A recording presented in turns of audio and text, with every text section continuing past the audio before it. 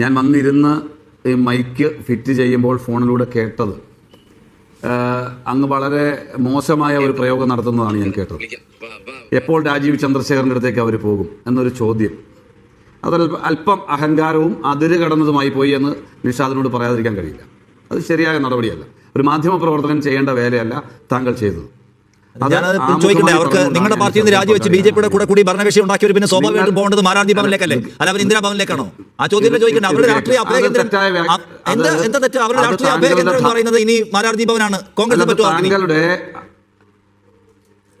ഞാൻ നിഷാദിനെ പരസ്യമായി ചാനൽ ഇരുന്നുകൊണ്ട് ചീത്ത വിളിക്കാൻ ഇടവരുത്തരുത്. ഞാൻ പറഞ്ഞേക്കാം, മനസ്സിലായില്ലേ? പറയുന്നത് ആലോചിച്ചും സൂക്ഷിച്ചും വസ്തുതയുടെ പിൻബലത്തിന്റെ അടിസ്ഥാനത്തിൽ പറയണം, അല്ലെങ്കിൽ സഭ്യതയുടെ അതിർവരമ്പുകൾ ഞാൻ വിടും. അതായത് അങ്ങയുടെ തീരുമാനമാണ്, എനിക്ക് ചെയ്യാനില്ല. അങ്ങ് എന്ത് പറയണം, എങ്ങനെ സമീപിക്കണമെന്ന് അങ്ങയുടെ തീരുമാനമാണ്. ചോദ്യം ബിജെപിയുമായി സഖ്യമുണ്ടാക്കിയവർ ഞാൻ പറയട്ടെ എന്ന് ഞാൻ അവരെ കുറിച്ച് പറഞ്ഞത് എനിക്കൊരു പിഴവ് തോന്നുന്നില്ല. ഞാൻ പറയട്ടെ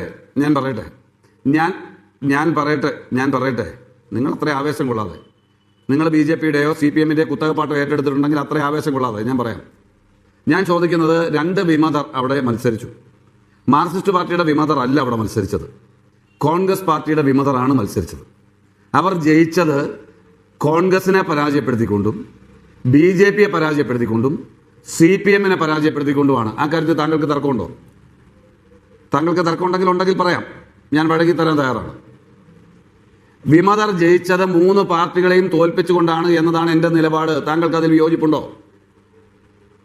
സ്വാഭാവികമായും കോൺഗ്രസ് പാർട്ടിയുടെ വിമതരോട് ഒരു ഭരണം കിട്ടുന്നതിന് വേണ്ടിയുള്ള ചർച്ചകൾ ഏത് പാർട്ടിയും നടത്തും. കേരളത്തിൽ മറ്റിടങ്ങളിൽ മത്സരിച്ച വിമതരെ ഞങ്ങൾ പഞ്ചായത്ത് പ്രസിഡന്റ് വരെ ആക്കിയിട്ടുണ്ട്.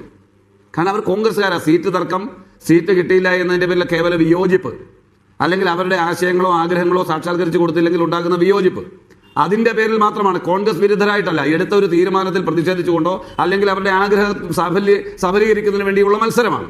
അപ്പോൾ അവർ ഞങ്ങളുടെ ശത്രുക്കളല്ല, ഒരു അഭിപ്രായ വ്യത്യാസമാണ്. ആ അഭിപ്രായ വ്യത്യാസത്തിൽ മത്സരിച്ച 2 പേർ അവിടെ വിജയിച്ചു, എല്ലാ പാർട്ടികളെയും തോൽപ്പിച്ചുകൊണ്ട്.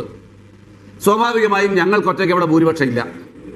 ഞങ്ങൾക്ക് ഭൂരിപക്ഷം ഇല്ലാതിരിക്കുകയും ഞങ്ങൾക്ക് അധികാരം കിട്ടാൻ വിമതരുടെ സഹായം ഉണ്ടെങ്കിൽ കിട്ടുമെങ്കിൽ അവർ ഞങ്ങളുടെ പഴയ പാർട്ടിക്കാർ, അതായത് ഈ മത്സരം നടക്കുന്നവരെ ഞങ്ങളുടെ പാർട്ടിക്കാരാണെങ്കിൽ അവരോട് ക്ഷമിക്കാനും സഹിക്കാനും പൊറുക്കാനും ചർച്ച ചെയ്യാനുമുള്ള സ്വാതന്ത്ര്യം ഇന്ത്യൻ നാഷണൽ കോൺഗ്രസ് എന്ന പ്രസ്ഥാനത്തിനുണ്ട്, ഐക്യ ജനാധിപത്യ മുന്നണിക്കുണ്ട്.